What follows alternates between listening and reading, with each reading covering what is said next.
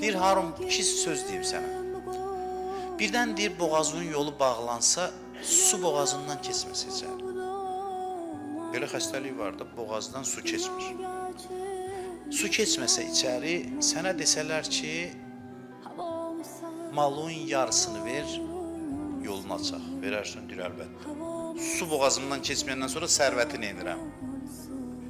Deyir, yaxşı, suyu içdin, indi çıxış yolu bağlansa, nə edərsən?